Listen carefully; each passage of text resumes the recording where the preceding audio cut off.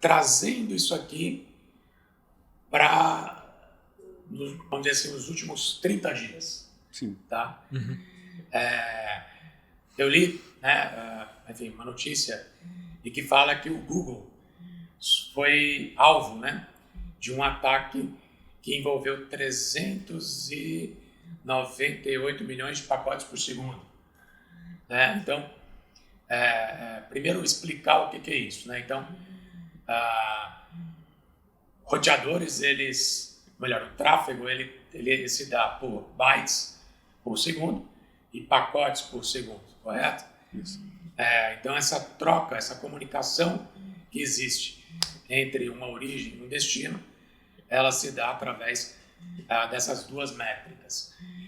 E o que o Google sofreu foi uma métrica que eu diria que não encheu tanto ali a capacidade de banda do Google, mas sim a capacidade de processamento que ele tem para suportar todos esses ataques. 398 milhões de pacotes por segundo é bastante coisa. Muito. Né?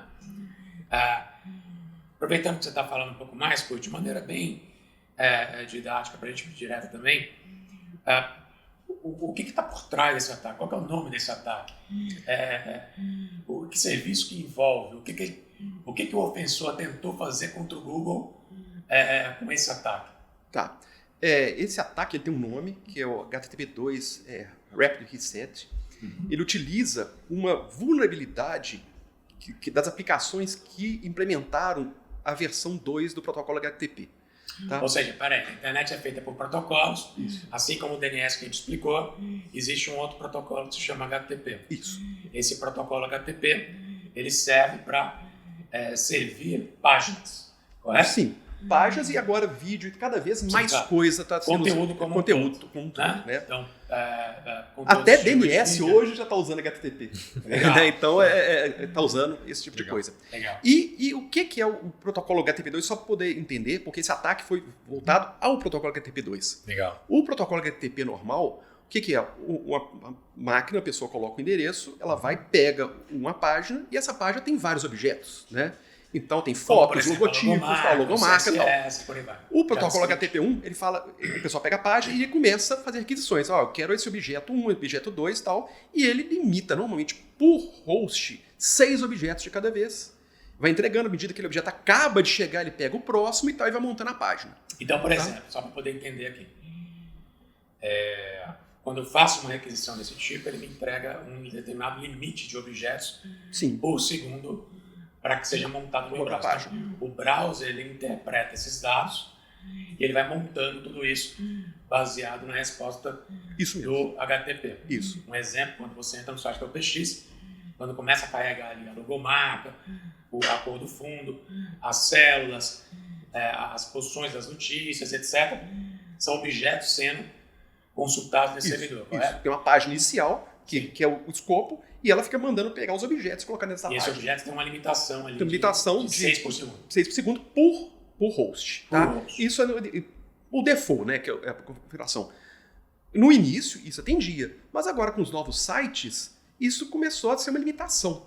Então, eles inventaram... Porque tem muita demanda, né? Muita demanda. E você pega um exemplo, o Facebook mesmo. Você entra na página do Facebook, você vai rolando nela, nunca acaba. É verdade, é limitado. É limitado. É tipo o Twitter, tá timeline do Twitter. Vai rodando. Então, isso o protocolo HTTP1 não comportaria. Então, eles inventaram 2, que eles mudaram o formato, e eles trabalham com frames, e eles dividem a página como se fosse, vamos falar bem resumido, né? Se quiser aprofundar um pouco mais complexo, né? Fica para o próximo cast, já está anotado. Em frames, e os frames eles podem vir até de forma assíncrona, e você limita quantos frames por segundo você vai pegando. Então, à medida que a página vai mostrando, tem certos frames, ele vai colocando aquilo e já vai preparando os próximos. Então, você consegue fazer uma página, teoricamente, de um tamanho infinito e conseguir ir mostrando pedaços dela por vez. Resolveu um problema absurdo que antes não teria como fazer. Protocolos de vídeo e outras coisas também, que são contínuos, o protocolo HTTP2 conseguiu atender. Mas, em compensação, ele deixou certas vulnerabilidades. Uma delas é uma parte que ele faz também. O servidor que provê o serviço, ele tem um limite. Ele tem quantidade de processamento, quantidade de memória, então ele só consegue prover aquela quantidade de informação ao mesmo tempo. Tá, nada é limitado. Nada limitado. Né? Você tem um limite ali de hardware, que vai envolver memória, processador, enfim, os componentes que fazem parte de um servidor que está entregando aquele conteúdo. Isso. E no servidor, quando você configura o servidor, você fala, eu aguento tanto, a partir disso, espero, não aceita, enquanto eu não acabar de processar. E esse ataque específico que ele faz? Como a comunicação no HTTP2, ele gera as requisições de frame e ele começa a mandar, existe um campo que é o de reset que sinaliza, tipo assim... Reset. Legal. Sinaliza, fala assim, ó, para de mandar isso aqui. Ou o servidor fala, ó, para de pedir porque eu estou congestionado, daqui a pouco eu te mando mais. Existe a sinalização através do reset. E esse ataque específico, ele utiliza esse reset, mas de uma forma não natural. Ele faz uma requisição da página e já gera um reset logo Ou seja, seguido. ele simula como se fosse um browser e já joga um reset na sequência. Só que quando ele recebe uma requisição, ele tem que começar a preparar qual frame eu vou fazer, porque o HTTP2 também compartilha frame, faz um monte de coisa. É um processamento um pouco mais complexo e pega também, tem uma parte do cabeçalho que fala quantos frames vão mandar, então ele tem que preparar a locação, tudo.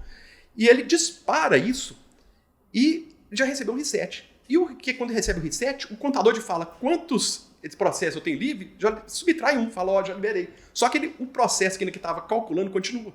Então, e o cara começa a fazer isso. Ou seja, ele começa a estourar a capacidade. Se o servidor está com pouca carga, ele consegue fazer esse processamento rápido. À medida que vai aumentando a carga dele, esse tempo de conseguir alocar e ver o que o reset está fazendo vai aumentando. Certo. Então eles começam a fazer muita requisição e vão mandando, depois começam a mandar reset e o servidor se perde e começa a aceitar mais conexão do que tinha sido previsto para o máximo dele. Que legal. E aí estoura e coloca o servidor num estado... E esse ataque do Google foi exatamente isso. Ou seja, uma botnet, porque para gerar 398 milhões de pacotes de segundo e no protocolo TCP ele precisaria do three-way handshake, esse negócio todo é um pouco então, assim, uma botnet extremamente capaz, como a gente citou ali aquela hora com o Jonas, uma Mirai, por exemplo, que teria ali centenas ou milhares, milhões de dispositivos na internet, geraram essa consulta específica ali no Google. Sim. E aí encavalou ali todos os processos.